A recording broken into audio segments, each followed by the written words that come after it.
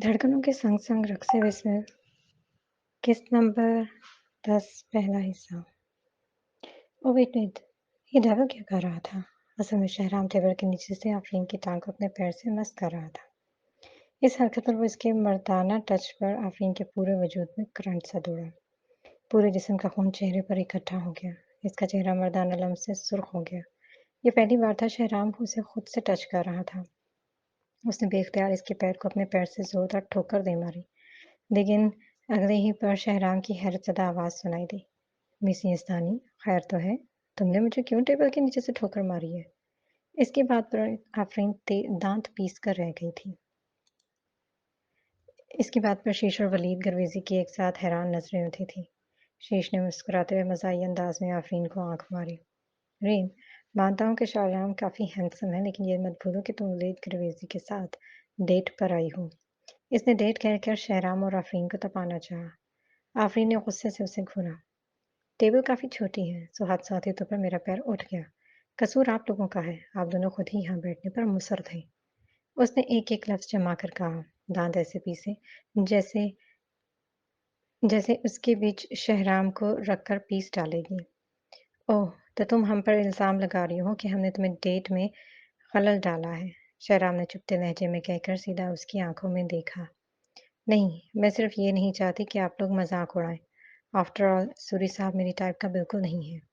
उसने बेबसी से सफाई दी। ये सुनकर कि सूरी साहब इसका टाइप का नहीं, वलीद गर्वेज़ी की मुस्कुराहट गहरी हो गई। वो पुरसुकून सा नज़र आया। आफ़ी, शीश मज़ाक कर रहा है। मैं जानता हूँ आपने ये जानकर नहीं किया। रिलैक्स, मैं ज़रा फ्रेश होकर आती हूँ। आफ़रीन ने इसकी बात पर माज़रत करके उठते हुए कहा। मैं ज़रा एक कॉल कर लूँ? थोड़ी देर बाद शहराम भी माज़रत करके उठ गया। आफ़रीन लेडीज़ वॉशरूम से जैसे ही फ्रेश होकर बाहर आई, दरवाजे पर इफ्तितादा किसी मज़बूत वजूद से बुरी तरह टकरा गई। शहराम का दराज़ कद वजीज़ सरापा सिगरेट की कश लगाते पूरे दरवाजे को घेरे खड़ा था। शहराम ने सिगरेट को एक हाथ की उंगलियों के बीच थामा, दूसरे हाथ से उसे सख्ती से बाजू से थामकर अपने साथ घसीटता। सिगरेट का धुआं उसकी नाक के नथनों से खारिज होते ही हवा में मुनक़सिम हो रहा था। इसे साथ घसीटते उसने इर्द-गिर्द निगाह दौड़ाकर डस्टबिन तलाश किया ताकि सिगरेट इसमें फेंक सके। लेकिन कहीं भी डस्टबिन नहीं देखा तो वहीं फर्श पर सिगरेट फेंककर जूते से मसल डाला। आफ़रीन तो हैरान से होकर खुद को छुड़ाने की नाकाम कोशिश में परेशान हो रही थी। छोड़ो, मेरे साथ आओ। शहराम ने गुस्से से उसे घूरा और बिना समझे साथ लेकर रेस्टोरेंट की दूसरी तरफ आया, जहाँ कतार दर कतार शेफ थे और साथ ही कैबिन बने हुए थे। हल्का-हल्का सा अंधेरा था, ये शायद बोतलों के स्टोर की जगह थी। उसने उसे दीवार से लगाया। पीछे शेल्फ थी। रूम की लाइट कदरे डिम थी, जिसमें शहराम की वजीह नकूश इस वक्त खतरनाक लग रहे थे। आखिर तुम चाहते क्या हो? आफरीन खुद को छुड़ाने के लिए जोर लगाते चीखी और इसे जोर से धक्का दिया, लेकिन वो इस मजबूत तवाना मर्द को एक इंच भी खुद से पीछे ना धकेल सकी। तुमने मेरे मुंह के अल्फाज छीन लिए। ये तो मुझे पूछना चाहिए आफरीन बेगम। ठंडे लहजे में कहकर शहराम ने इसका वही हाथ सख्ती से गिरफ्त में दिया। इसकी आंखों से शोले निकल रहे थे। वो काफी बरहम था। क्या कर रही थी तुम वलीद के साथ? बोलो, क्या तुम भूल गई कि तुम शादीशुदा औरत हो? भूल गई? उसने चुभते लहजे में गुर्राकर उसे झंझोड़ा। जान गया, समझ गया मैं कि तुम्हें तलाक की क्यों जल्दी थी। क्योंकि तुमने पहले से ही अपनी नज़र दूसरे मर्द पर सेट कर रखी थी। वो धीमे लहजे में इसके चेहरे के करीब होकर गुर्राया था। शहराम, ज़बान संभाल कर बात करो। वो भी जवाबन गुस्से से चीख पड़ी। इस कदर रकीक इल्ज़ाम? उसकी बर्दाश्त भी जवाब दे गई थी। हम में ऐसा कुछ नहीं, ये सब तुम्हारे खराफाती ज़हन की सोच है। लेकिन मैं तुम्हें क्यों सफाई दे रही? आफरीन ने चेहरा दूसरी तरफ कर लिया। वो उसे देखना भी नहीं चाहती थी। अगर तुम दोनों के बीच कुछ नहीं तो क्या वो तुम्हें फूल दे सकता था? उसने उससे पीछे दीवार पर दबाया। इसकी सांसें आफरीन की सांसों से मिलकर मध्यम रधम पैदा कर रही थीं। फिजा काफी कशीदा थी। अगर तुम दोनों के बीच कुछ नहीं तो क्या वो तुम्हें इस रेस्टोरेंट में ला सकता? बोलो। इसका गुस्सा था कि बढ़ता ही जा रहा था। अगर कुछ नहीं है तो तुम उसके साथ किस बुनियाद पर हंस और बोल रही थी? उसने आफरीन का चेहरा पकड़कर जबरदस्ती अपने चेहरे के करीब किया। आफरीन ने शिकायती नम आंखों से उसे देखा। अगर कोई मुझे पसंद करता है तो इसमें मैं इस पर कैसे इल्ज़ाम लगा सकती हूँ? अगर मैं खूबसूरत और टैलेंटेड हूँ, तो इसमें मेरा क्या कसूर है? मैं किसी को रोक तो नहीं सकती। आफरीन ऐसे हुई जैसे अभी रो पड़ेगी। इस कदर इल्ज़ामात की भरमार। क्या वो इतनी चीप थी? उसका दिल भी रो रहा था। शहराम तंज़िया हँसा। अभी कुछ कहना चाहता था कि आफरीन बोल पड़ी। मैं जानती हूँ, तुम सिर्फ मुझे नीचा दिखाना चाहते हो। मैं तुम्हारी नज़र में बेहया और पेशरम औरत हूँ। लेकिन इसका ये मतलब नहीं कि मैं किसी दूसरे मर्द को अपनी तरफ माइल कर रही हूँ, तभी तलाक ले रही। नहीं, मैं सिर्फ इसलिए तलाक ले रही हूँ क्योंकि मैं समझ गई हूँ, हम दोनों साथ नहीं चल सकते। नेवर। इसका किसी और से ताल्लुक नहीं। वो गुस्से में तेज़-तेज़ बोल रही थी। अच्छा, तो तुम मेरे साथ नहीं चल सकती। बहुत खूब। शहराम ने जैसे इसके जुमले को एन्जॉय किया था। ये उसके लिए नई बात थी जैसे। फिर एक ज़ोरदार हंकारा भरा। गुस्से में उसे अपने करीब किया। ये तुम ही थी जो मेरे करीब आने के लिए बेकरार थी। और अब तुम्हारा कहना है कि तुम मेरे साथ नहीं चल सकती। तुम्हारी किस बात में सच्चाई है? किस बात पर यकीन करूं? उस रात के वाक़ये के तज़किरे पर आफ़रीन की नज़रें शर्म से झुक गईं। वो वाक़ई अपने इस अमल पर शर्मसार थी, तभी अपने रिश्ते को खुद ही ख़त्म करना चाहा। ये सच है। क्या तुम मुझसे इस वाक़ये के बाद नफ़रत नहीं कर रहे थे? क्या तुम खुद भूल गए कि उस दिन तुमने मुझे किस कदर बेइज़्ज़त किया? मुझे अपनी ही नज़रों में ज़लील किया। आफ़रीन की नज़रों में शिकायत रकम थी। दोनों के दिल की धड़कनें इस तारीक कमरे में एक नई कहानी रकम कर रही थीं। तुमने कहा मैं इंतहाई घटिया और बेशर्म औरत हूँ। मेरे चेहरे से भी तुम्हें नफ़रत है। कहा था। वो उसे इसका बदसूरत रवैया याद दिला रही थी जबकि शहराम सिर्फ बरहमी से सुन रहा था। शहराम, मैं इंसान हूँ, दरवेश नहीं। तुम्हारे अल्फाज और रवैया मुझे तकलीफ दे सकता है। जैसे जैसे वो बोल रही थी उसके गुस्से का ग्राफ बढ़ रहा था। आफरीन ने अपने अंदर की भड़ास निकाल दी थी। एक इंसान होने के नाते मैं वाकई तुमसे तंग आ चुकी हूँ।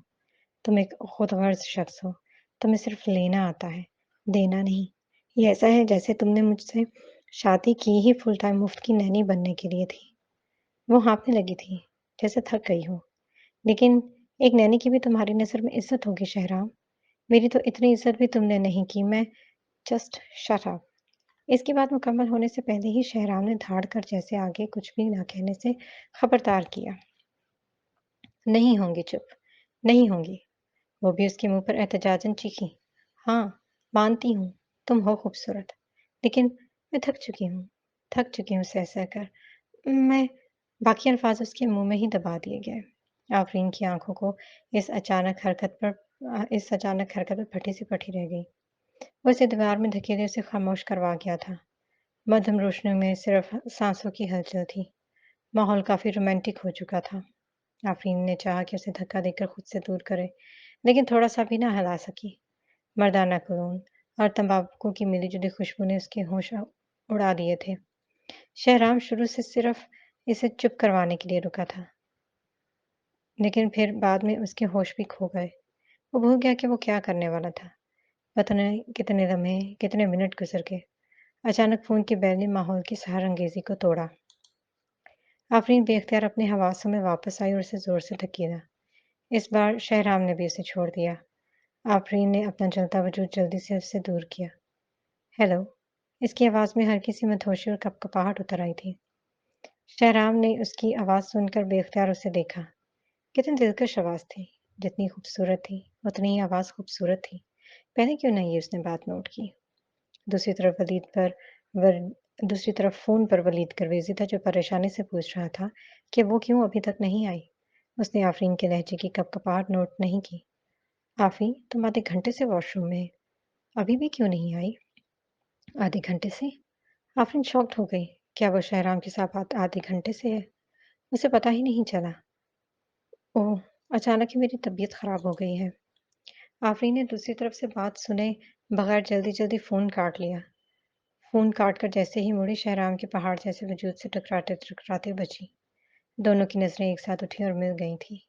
एक की आँखों में हैरत थी, तो दूसरों की आँखों में अजीब-सी चमक। आफ़रीन को ऐसा लगा जैसे पूरे जिस्म का खून सिमट कर उसके चेहरे पर इकट्ठा हो गया हो। वो शर्म से सुर्ख़ हो रही थी। शहराम बड़ी दिलचस्पी से उसके चेहरे के बदलते रंग देख रहा था। ये इसकी ज़िंदगी का पहला तजुर्बा था, जो किसी औरत को शर्माते हुए रूबरू देख रहा था, जिसके चेहरे का हर रंग उसकी ज़ात से मंसूब था। ये बात उसे खुशगवार लगी। कुछ लम्हे यूं ही खामोशी के नज़र हो गए। बिलाखिर शहराम के दिलफरेब होंठों ने हरकत की। क्या वाकई तुम्हारा पेट खराब है? आफरीन की हया से भारी पलकें पल भर को उठी थी। उसे देखना उसके लिए मुश्किल हो रहा था। मैं तुम्हारी वजह से खुद को और तकलीफ नहीं देना चाहती, ना ही तुमको तंग करना चाहती हूँ। तुम भी मुझसे तंग हो, इसलिए बेहतर यही है कि मुझे तलाक दो। इसके अंदाज में जिद ही जिद थी, जिससे शहराम चिराग हो गया। उसे सख्ती से खुद से करीब करके गुर्राया। तुम्हारी इतनी हिम्मत कि मुझे धमकी दो? शहराम को तो इसके लफ्जों से आग ही लग गई थी। कुछ पल पहले की खूबसूरत एहसास को आफरीन ने कैसे संगदिली से रोंदा था। अब वो गुस्सा न करता तो क्या करता? एक मर्द के लिए उससे बढ़कर क्या बेइज्जती होगी कि उसकी बीवी उसके मुंह पर सर उठाकर बेशर्मी से तलाक का मुतालबा करे। ये एक मर्द के लिए शर्म से डूब मरने का मकाम है। उसने बड़ी तरह से उसे शिकंजे में दबोचा था, इतनी सख्ती से कि आफरीन इसकी गिरफ्त में फड़फड़ा कर रह गई। आंखें तकलीफ से नम हो गई। आफरीन यस्तानी कान खोल कर सुनो। अगर तुमने मुझसे बेवफाई करने का सोचा भी, तो तुम्हें उसकी बहुत दर्दनाक कीमत अदा करनी पड़ेगी। इसकी आवाज़ बर्फ की तरह सर्द थी। आफरीन दंग रह गई। फिर भी वो इससे डरी नहीं। मानती हूँ, तुम एक कामयाब वकील हो। मुझे हराने और मेरी रेपुटेशन तबाह करने के लिए तुम्हारे पास हज़ारों हथकंडे होंगे, लेकिन ये मेरे लिए अब बेकार है। मेरी क्योंकि मेरी रेपुटेशन तो काफ़ी वक़्त पहले से ही बर्बाद हो चुकी है और कानून यकीनन ये नहीं कहता कि शादी में चीटिंग करना गैर कानूनी है। उसने सर उठाकर उसकी आँखों में घूरा। यहाँ बात प्रॉपर्टी की भी नहीं है, जो शादी के बाद हम में से एक को हासिल हो। तो यहाँ ऐसी कोई बहस ही फ़िज़ूल होगी। ना मेरे पास दौलत है और ना ही शोहरत। बताओ, अब क्या बुरा कर सकते हो तुम मेरे साथ? उसने अब्रू उचकाकर उसे फ़खरी अंदाज़ में घूरा। शहराम को समझ में नहीं आया कि इसकी नादानी पर दिल खोलकर हँसे या गुस्सा करे। किसने कहा कि तुमने कानून नहीं तोड़ा? शादी के बाद अगर बीवी शोहर की मर्ज़ी के खिलाफ काम करे तो सज़ा की मुस्तहक ठहरती है। अगर बीवी अपने शौहर को नशा-आवर चीज़ पिलाकर साथ सोने पर मजबूर करे तो सज़ा मिल सकती है। इसलिए अगर मैं चाहूँ तो तुम्हें 5 साल की सज़ा हो सकती है।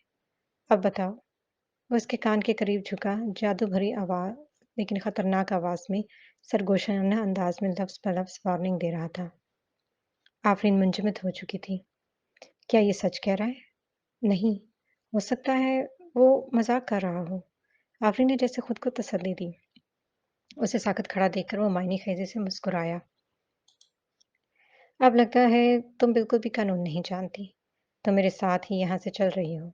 अगर तुमने वलीद गर्वेज़ी के साथ फिर कभी डिनर किया या गई, तो याद रखना, मैं सीधा कोर्ट से लेटर तुम्हारे ऑफ़िस के एड्रेस पर भेज दूँगा। शाहराम सर्द अंदाज़ में मुस्कुराया और उसका हाथ ज़बरदस्ती अपनी गिरफ्त में लिया और उसे रेस्टोरेंट से बाहर खींचकर ले जाने लगा। शाहराम शीश की कार के करीब खड़ा शीश का इंतज़ार करने लगा, लेकिन शीश था जो अभी तक रेस्टोरेंट में बैठा खाना खा रहा था। वो कुछ पल हिचकिचाया कि उसे कॉल करके बुलाए ना बुलाए। वो सोचकर जैसे ही आफरीन का हाथ छोड़कर शीश का नंबर डायल करने लगा, आफरीन मौके से फ़ायदा उठाकर बस स्टॉप की तरफ बढ़ गई। "वहीं रुक जाओ आफरीन!" शहराम इसके पीछे चीख कर पुकारा, लेकिन वो नहीं रुकी। शहराम लाशऊरी तौर पर इसके पीछे लपका। आफरीन बस पे चढ़ गई थी। शहराम भी इसके पीछे चलती बस में चढ़ गया। "अरे! अरे! ऐसे कैसे आप चढ़ गए? प्लीज़ किराया दें।" ड्राइवर ने इसे दरवाजे पर ही रोककर किराया माँगा। "सॉरी, मेरे पास कैश नहीं है।" शहराम ने बेबसी से कहा और आफरीन को मदतलब नज़रों से देखने लगा, लेकिन आफरीन थी कि मुंह फेरे दूसरी तरफ निहार रही थी, जैसे इसका शहराम से कोई वास्ता ही ना हो। क्या आपके पास ट्रैवल पास है? ड्राइवर ने फिर पूछा।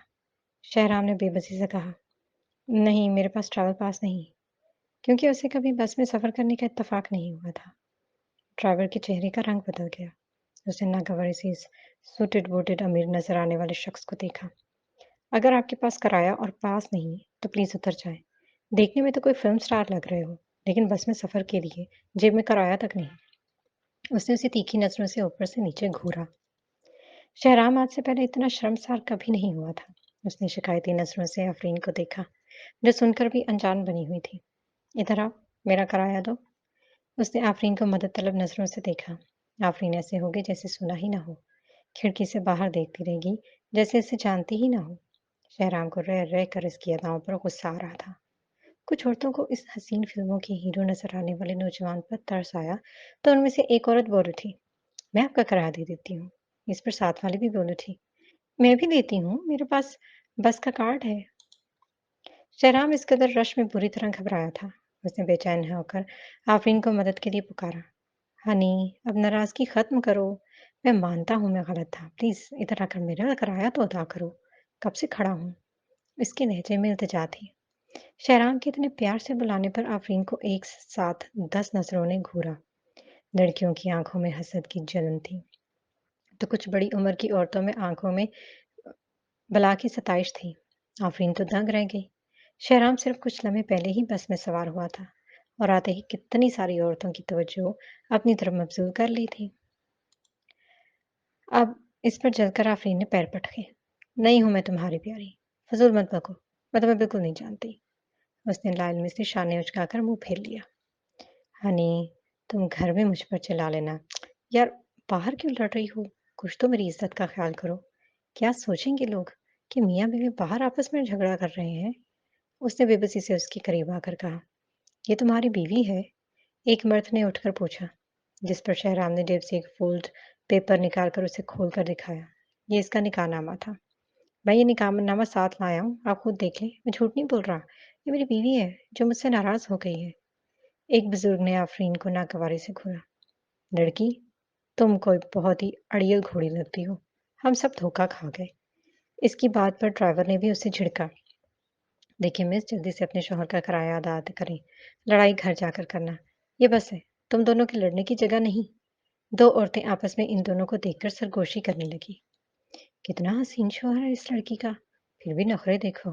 कुछ लोग वाकई बड़े नशुक्रे होते हैं। आफरीन तो ये सुनकर जैसे हवास खोने लगी। शहराम पागल था क्या, जो अपना निकाहनामा तक जेब में लाया था। आखिर मारे बंदे उसने गुस्से से पर्स से पैसे निकाले और किराया अदा किया।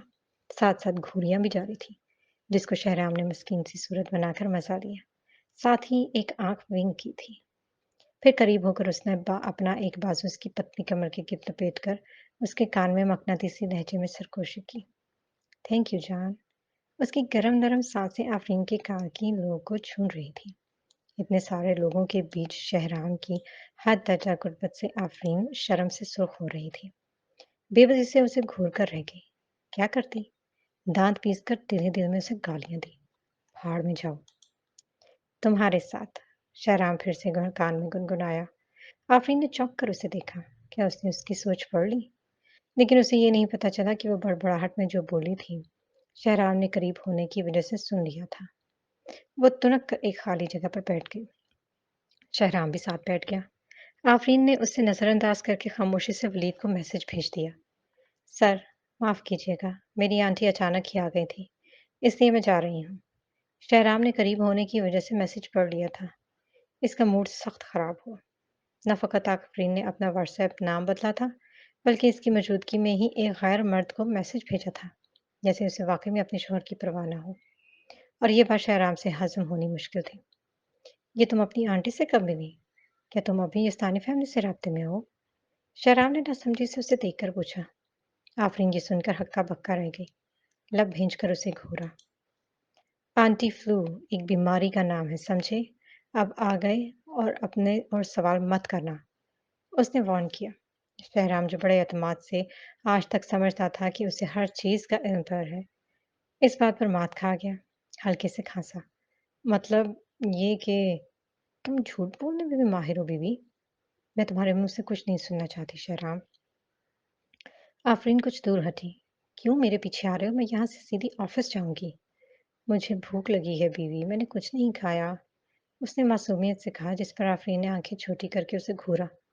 तो मैं क्या कर सकती हूँ? तुम भूखे मरो या जियो, मुझे परवाह नहीं, उसने नाक चढ़ाकर कहा।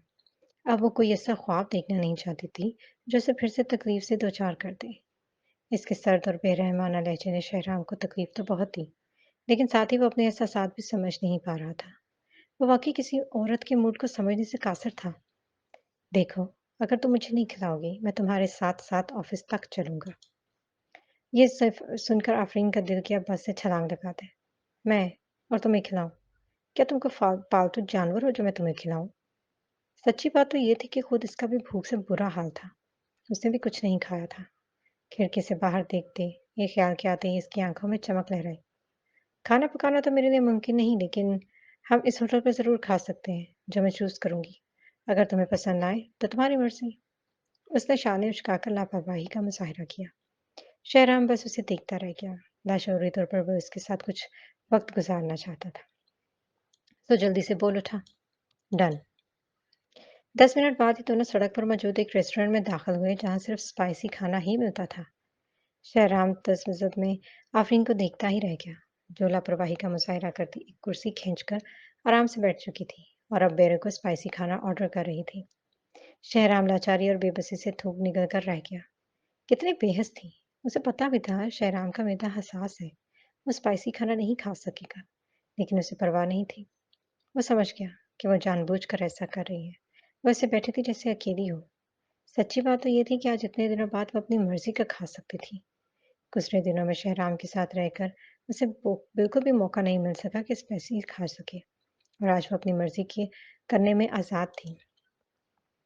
उसने अपनी मर्जी के हर किस्म के spicy beef roll, mutton roll वगैरह ऑर्डर किए थे।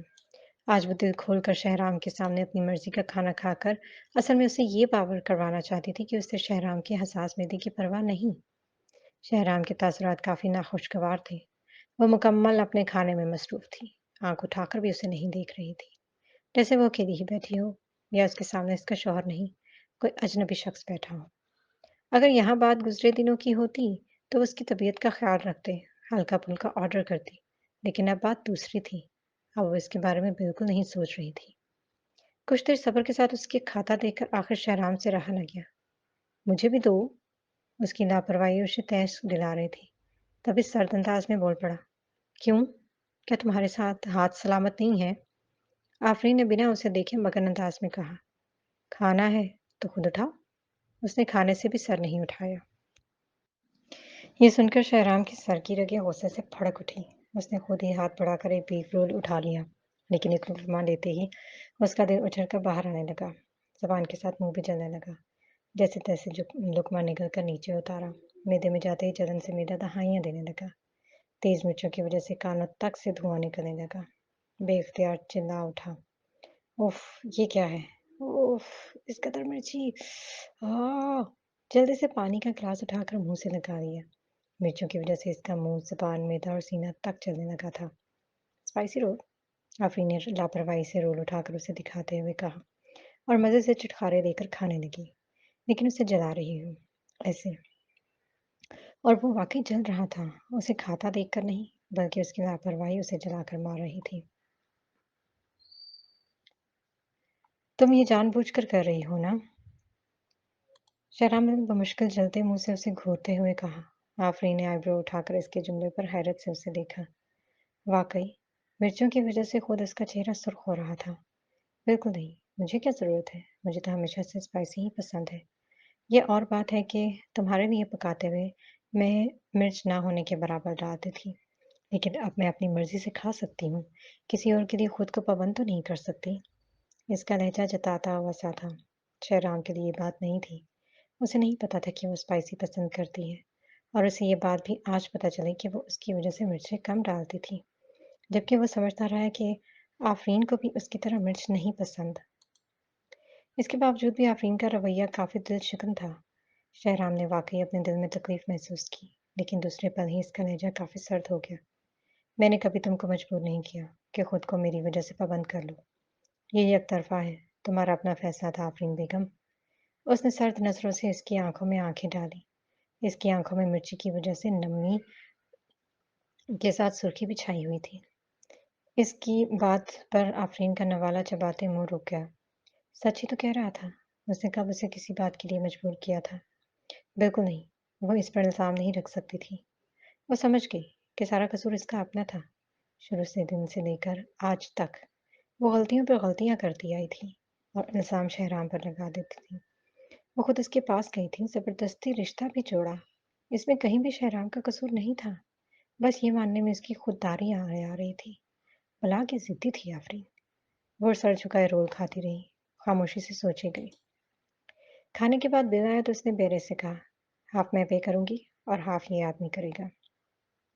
इसकी बात पर शहराम के साथ बेरा भी हक्का बक्का रह गया।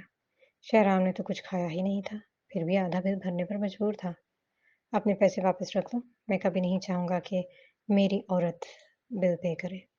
उसने वॉलेट से कार्ड निकालकर बिल पे करना चाहा। ओह! माफ़ करना शहराम साहब, क्योंकि तुम वकील हो, तो मैं तुमसे पैसे के मामले में झगड़ा बिल्कुल नहीं करना चाहती। आफ़रीन ने अपने पैसे दोबारा इस प्लेट में रखे। जुबैरा थामे हुए दोनों की फ़िज़ूल बहस सुन रहा था। बिल रखकर वो पर्स उठाकर बिना उसे देखे बाहर निकल गई। उसके लिए अब ये आसान नहीं था कि शहराम के पैसे खुद पर खर्च कर दें। उसके जाते ही शहराम ने बेइख्तियार अपनी जलती पेशानी सहलाई थी। उसने अपने कार्ड से बिल बकाया अदा किया था और उसके पीछे भागा, लेकिन आफ़रीन जा चुकी थी। बाहर आते ही उसके पेट में शदीद दर्द उठा था, इतना कि वो वहीं फुटपाथ पर लगे टेलीफोन बूथ का सहारा लेकर पेट पकड़े दोहरा हो गया। कुछ ही देर गुजरी थी कि उसके सेल फोन बजने लगे। उसने बमुश्किल दर्द से जलते पेट को थामा और सेल कान से लगा लिया। दूसरी तरफ से शीश था, जो फोन उठाते ही बिना उसके सुने नाराजगी से शुरू हो गया था। शहरी, तुमने अच्छी दोस्ती निभाई यार। मुझे वलीद के पास छोड़कर खुद भाभी को अगवा करके ले गई यार। कुछ तो प्यार ख्याल करते। कितना शर्मिंदा होना पड़ा मुझे तुम्हारे पीछे। वो शक कर रहा था और काफी तजस्सुस से पूछ रहा था, कैसे मैंने भी वलीद को तुम्हारे जाने की सफाई दी। ये तो बस मैं ही जानता हूँ। आखिर तुम की हो क्या गया था? वो काफी तपा हुआ था, लेकिन अगले ही पल शहराम की भारी तकलीफ से भरपूर आवाज सुनकर उसके असान खता हो गए थे। ये तुम्हारी आवाज को क्या हुआ? खैर तो है? धीरज, धीरज, इसे भले शक करने दो। शहराम दर्द से जलते पीठ को थाम कर बमुश्किल दोबारा बोला था। मुझे पेट में काफ़ी दर्द है, तुम आकर मुझे उठाओ। मैं यहाँ स्पाइसी फूड रेस्टोरेंट के सामने ही टेलीफ़ोन बूथ के पास हूँ। ओफ! ओह! लेकिन तुमने तो भाभी के पीछे गए थे। वो कहाँ गई? वो परेशान सा गाड़ी ड्राइव करते तजस्सुस से पूछ बोला था। Shut your mouth! मैंने उसके साथ स्पाइसी खा लिया है, अब दर्द से जान निकल रही है। उफ़! जल्दी आओ। तुमने क्यों खाया, जब तुम्हें पता भी था कि तुम्हारा मैदा नाज़ुक है? शेष तो हैरान ही रह गया। यार बहस बाद में पहले करना, पहले यहाँ आते हुए दर्द की दवा और पानी की बोतल लाना। वो काफ़ी खफगी से और शीश की बहस से बेजार होकर बोला। 10 मिनट बाद शीश दवा और मिनरल वाटर की बोतल के साथ इसके बाद पहुंच गया। शहराम काफ़ी थका थका सा था, दर्द से बेहाल सा बूथ के साथ टेक लगाए खड़ा था। वो भागता हुआ उसके पास आया। यार तुम्हारा मैदा काफ़ी हसास है, तुमने क्यों मिर्ची खा ली? किसने कहा तुम्हें? उसे दवा के साथ बोतल थमाकर उसे बाजू में संभालते बोला। शहरा में बिल्कुल ताकत नहीं थी कि खड़ा हो सके। वो खाना चाह रही थी, सो मेरे पास इसके सिवा कोई चारा ना था इसके साथ खाता। इसने दवा पानी के साथ निगलते बेबसी से कहा। जब उसने ये अल्फाज कतरे बेबसी से कहे कि इसके पास कोई चारा ना रहा था, तो शीश का दिल दुख से भर गया। इन अल्फाज से झलकती बेबसी शीश को बारावर करवा गई कि शहराम अब आफरीन के लिए क्या महसूस करता है। लेकिन ये और बात कि अब आफरीन इससे दूर चली गई थी। और ये सच है कि चीज़ों की कदर हमें तब मालूम होती है जब हम हमसे दूर चली जाएं या छिन जाए। करीब से हमें इनका एहसास नहीं होता, कदर नहीं होती। तशनगी तब बढ़ती है जब कोई अपना हमसे दूर हो जाए। शेष वाकई लाजवाब हो गया, फिर भी छेड़ने को बोल गया। क्या खाने के बाद भाभी ने तुम्हें ठोकर मारकर यहाँ फेंक दिया क्या? वो इसे संभाले कार में बैठा। कार में बैठते ही शहराम ने सीट की पुष्ट पर टेक लगाकर आंखें मूंद ली। अगले ही पल इसकी छेड़खानी पर शहराम ने आंखें खोलकर उसे तैश से घूरा। शटअप! तकलीफ की वजह से उससे बात नहीं करना चाह रहा था। उसका चेहरा लट्ठे की तरह सफ़ेद हो गया था। कुछ देर बाद ही उसकी रंगत नुचड़ गई थी। शीश ने अफ़सोस से उसकी पीली पड़ती रंगत को देखा और चुपके से फ़ोन निकालकर उसकी बेखबरी में तस्वीर खींचकर व्हाट्सएप पर आफ़रीन को भेज दी। साथ ही मैसेज भी। भाभी, शहराम ने आपके साथ स्पाइसी खाकर और अपनी तबीयत ख़राब कर दी है। मैं इसे हॉस्पिटल लेकर जा रहा हूँ। आप नाराज़गी छोड़कर आ जाएँ। मैं जानता हूँ वो आपसे बहुत मोहब्बत करता है, बस मुझसे इज़हार नहीं करता। प्लीज़। ये तुमने मेरी तस्वीर खींचकर किसे भेजी है? शहराम ने अचानक ही अपनी थकी-थकी आंखें खोलकर उसे शक से देखा। साथ ही इसका फ़ोन छीनकर अब से अपने अपने कब्ज़े में किया और मैसेज खोलकर पढ़ने लगा। इसके चेहरे पर थकन रकम थी, लेकिन मैसेज पढ़ते ही उसे लगा जैसे उसने अपनी अना और भरम खो दिया हो। अच्छा, तो मैं इससे प्यार करता हूँ? मुझे लगता है शीश तुम्हारे दिमाग के कुछ स्क्रू ढीले पड़ गए हैं। ये भी एक तरीका है उसे वापस लाने का, ताकि वो वापस आके तुम्हारे लिए खाना पकाए। इसका दिल जीतने के लिए इतना सा झूठ तो काबिल कबूल है यार। वैसे भी क्या ये सच नहीं कि तुम मुझसे मोहब्बत करते हो? बस मानने में तुम्हारी अना आड़े आ रही है। शीश ने उसे आईना दिखाया था, लेकिन वो शहराम ही क्या, जो मान ले। ये बात कबूल करने से बेहतर होता वो पेट के दर्द से ही मर जाए। वो खामोश सा फ़ोन थामे बैठा रहा। ये और बात कि चुपके-चुपके उसकी नज़रें फ़ोन पर लगी थीं। अनजाने में ही वो आफ़रीन की तरफ से जवाब का मुंतज़िर था। थोड़ी देर बाद ही फ़ोन ने रिंग की। आफ़रीन ने एक हॉस्पिटल का पता और फ़ोन नंबर अटैच किया था, साथ ही रिप्लाई भी। ये पता बहुत अच्छा हॉस्पिटल है, जहाँ पेट के दर्द का अच्छे से इलाज करते हैं। फ़ोन नंबर साथ दिया है, जल्दी से इसे दाखिल करवाओ। और हाँ, माफ़ करना, वो खुद ही मेरे पीछे आया था। खुद ही ज़बरदस्ती स्पाइसी खाया। मैंने इसे मजबूर नहीं किया। सो मेरा कुछ ना जाए। Thank you. इस कदर संगदली, इस कदर बेरहमी! शहराम मैसेज पढ़कर दंग रह गया। चेहरे के तासुरात मैसेज पढ़ते खतरनाक हद तक बिगड़ गए। इसके रंग बदलते दे चेहरे को देखकर शीश समझ गया, भाभी ने कुछ उल्टा-सीधा कहा होगा और अब उसके गुस्सा उसके फ़ोन पर ना निकल जाए। तो हिचकिचाकर बेइख्तियार गला तर्क करते उसे देखकर हाथ बढ़ाया। क्या मुझे मेरा फ़ोन वापस मिल सकता है? मैंने ये कुछ दिन पहले ही नया लिया। इससे पहले कि जुमला मुकम्मल कर पाता, शहराम ने इश्तियाल में आके सेल फ़ोन खिड़की से बाहर उछाल दिया। शीश का दिल तो उछलकर हलक में आ गया। हाय! मेरा नया मोबाइल! शीश ने बेइख्तियार अपना निचला होंठ दाँतों से काट लिया। ड्राइव करते उसको चुपके-चुपके देखता रहा, जो ऐसे भरा हुआ बैठा था जैसे अगर एल लफ्ज़ और कहा एक लफ्ज़ और कहा तो फट पड़ेगा। और शीश इब्राहिम की जुर्रत ही नहीं थी, जो बम को अपने हाथों से ब्लास्ट करता। शहराम का ना सिर्फ मैदा तकलीफ से जल रहा था, बल्कि साथ ही इसका दिल भी बुरी तरह जलकर कोयला हो रहा था। उसे समझ में नहीं आ रहा था कि एक औरत का दिल इस कदर अचानक और तेज़ी से कैसे बदल सकता है। ये कोई उतनी पुरानी बात तो नहीं थी, जब वो इससे हद से ज़्यादा मोहब्बत का इज़हार करती रही थी। और अब जैसे इस औरत से ज़्यादा संगदिल और बेहिस कोई था ही नहीं।